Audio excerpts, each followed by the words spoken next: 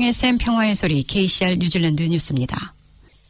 최근 여론조사에서 노동당은 지지율이 31%에 불과한 반면 국민당은 36%까지 치솟았습니다. 우파 진영은 또한 2017년 이후 좌파 진영에서 가장 큰 우위를 점했습니다.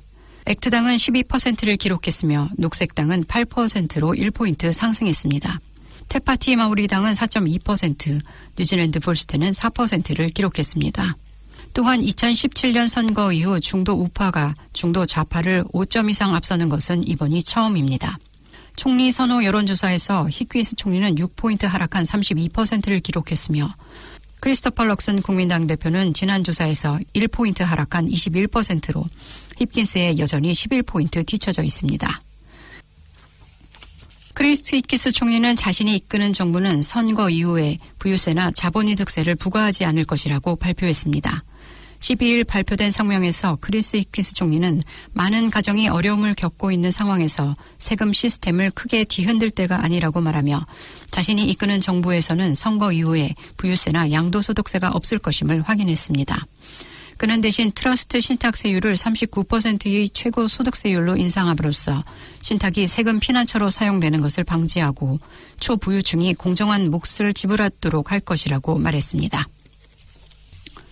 뉴질랜드인들이 평균 연봉이 역대 처음으로 7만 달러, 하나로 약 5,600만 원 선을 넘어선 것으로 조사됐습니다.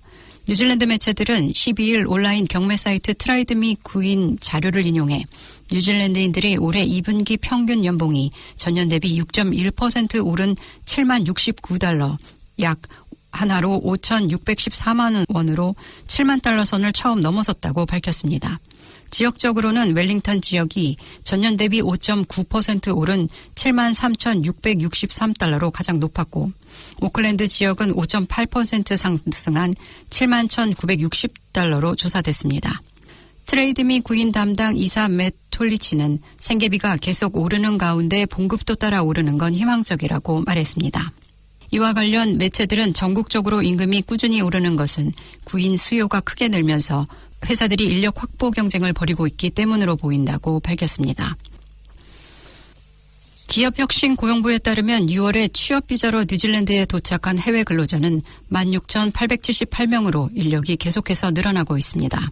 해외 근로자들의 입국은 2020년 4월부터 2022년 3월까지 팬데믹 제한으로 한 달에 수백 명에 불과했지만 국경 제한이 완화되면서 지난해 4월부터 다시 빠르게 증가하기 시작했습니다.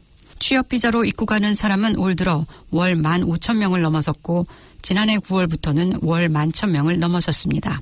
2023년 첫 6개월 동안 10만 5,150명이 취업비자로 도착했습니다. 이는 2019년 첫 6개월 동안 도착한 12만 3,492명과 비교했을 때 팬데믹 이전 수준으로 돌아가고 있습니다.